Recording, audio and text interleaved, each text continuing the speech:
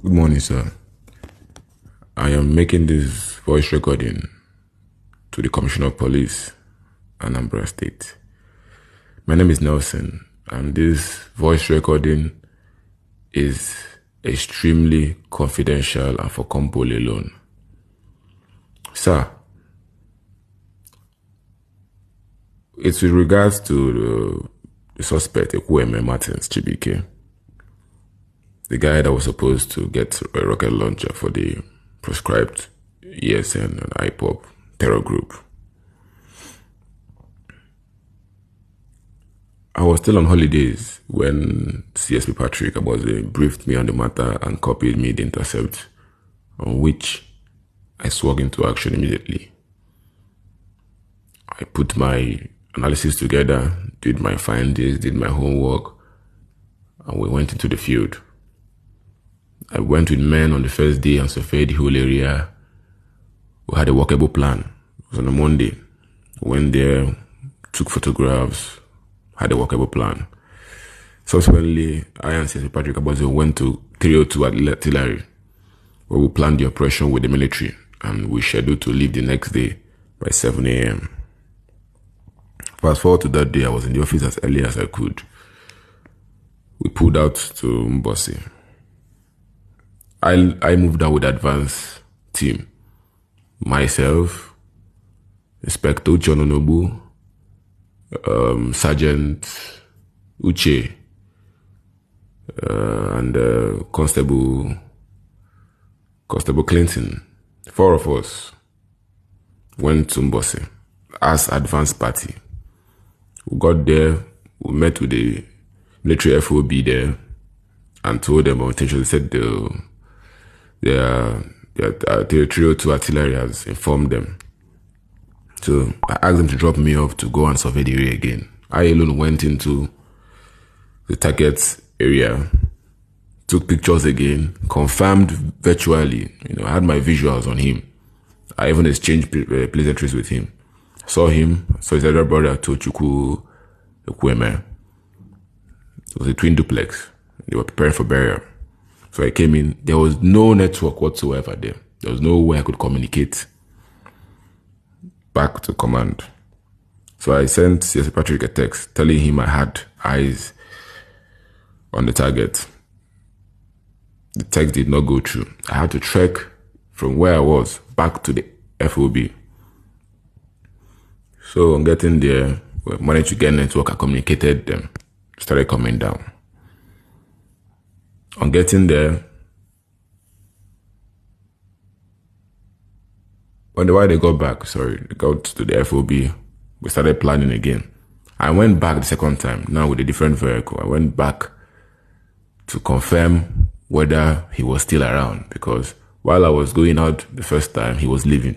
He was leaving with his blue Honda Crosster with a Lagos plate number.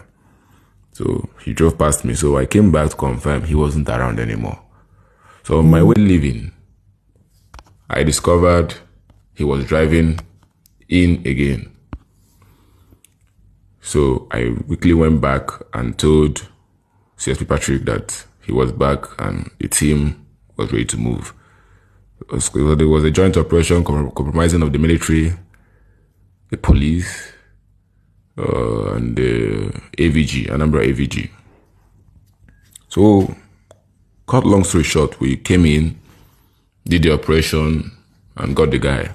Got him and his elder brother. Before then, the target was him, but along the line, I discovered his brother too had ties to ESN. He lives in Italy, while the target lived in Turkey, in Istanbul. So, we did the operation, arrested him, we pulled out. We moved straight to command headquarters, police command headquarters. If you remember that day, I came in with CSP Patrick, he came in to brief you, I was there. So after the whole briefing, you were happy with the development, sir. And you gave me 60,000 naira for lunch. I don't even think you counted the money, but when I counted it was 60,000 naira.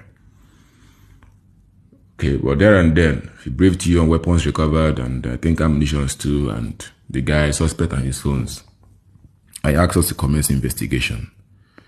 Sir, there and there, CSP Patrick Abose failed to brief you on the vehicles he recovered, the money, the cash that was recovered in the guy's house, his gold ornaments, and exotic wines that was scattered away from his house. None was reflected in that report. But it was not in my place to say anything to you, sir. So we left back to base. Getting back to base, he changed and started interviews and went about our interrogations. So at the end of the day, he called me to his office and said, I know this is a very delicate matter and he wants it to be handled professionally. I said he can count on me as usual. He said I should find out how much this guy has in his account and feed him back. I said, okay, sir. I got back to him and told him that this guy had about 44 million in his account. He said, okay, I should find a way and pull it out and give it to him cash. I said, sir? He said, yes, he has given me a directive. I said, okay, sir. Started making arrangements to get the money to him. So that arrest was made on a Wednesday, I think on the 11th or so. It was on a Wednesday, I can remember vividly. On Friday, I already had the money to him cash. I already had currency given to him cash. About $53,000. I gave it to him. He said, okay. Then he took the mobile phones with him. He has been having the mobile phones with him. So everything kept on going normally. We continued the investigation. We went out for other arrests. We went to Ozobolo to effect the arrest of one Patrick and a gun runner also. So everything kept moving normally till Thursday. On Thursday, that was last week Thursday, he called me and said I should meet him somewhere in Ukulu. It was almost past 11 p.m. I said, sir, is there an operation? Is there something you want me to do? He said, no, I should just meet him there. My spirit did not go well with that meeting because I happen to know who I work for and I know the kind of person he is. So when he said I should meet him, I had my reservations. So I did not go. I made up flimsy excuses on why I could not go. The next day, I was in the office. He saw me, he said, why didn't I come to meet him? I said, sir, it was late and all of that. He said, okay, that I should come and see him that evening, later at night. I said, okay, no problem. So later that Friday night, he started calling me again at a very awkward time, asking me to come and meet him.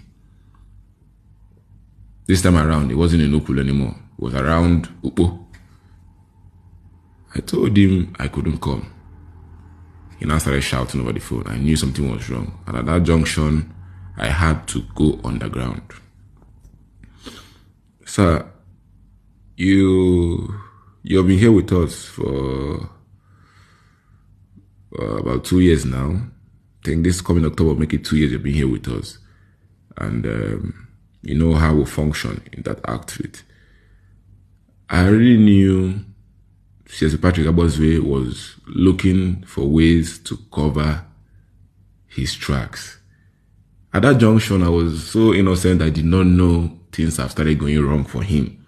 And he needed a scapegoat because I am the only link to all of this. So if he could take care of me, there will be nobody to talk, you know. So, sir, I had to go underground. Knowing the capacity he has, I had to go underground. So I have remained underground even up to this moment because I know the very moment I show up, sir, it will be my SUD on your table. And I'm not mixing words, sir. The very moment I show up, my SUD will be on your table. Sir, as much as I want to come out and tell the world, but I still don't want to die. I'm the only child of my parents and I don't want to die. But I am making this video because I'm making this audio rather because since yesterday he has been going around making arrests of innocent persons that he knows have no link to him.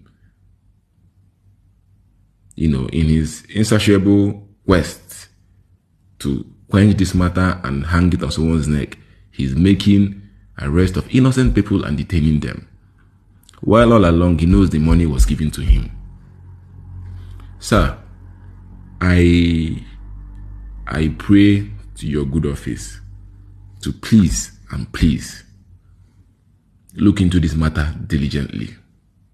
There is nothing that can happen in Okozo arrest that the OC is not aware of. There is nothing. There is no way. I don't have the capacity to pull that kind of stunt without his approval. So please, sir, I would love you to look into this matter very well and look at it as a father. The only reason I'm underground is because I know my life is at risk. I know the dangers associated with being on his path. He's like a tipper that just failed brakes. There's no brakes. He's on rampage. And he will clear everything on his path. I've seen it happen and it will continue happening. The only thing that will happen is an SUD. There will be no investigation. Either he does it in the field or he will do it while torturing me. They will just tell you that I am dead. And if the information died with me. But I'm telling you that money is with CS Patrick Abozue. So he should stop this charade of an investigation when he knows the truth. He should find a way to fix his mess without dragging innocent people into it. I was thinking this was going to end with me. I was willing, out of respect and loyalty. I was actually willing to take the fall and just ignore and have it all on my head. But I can't ignore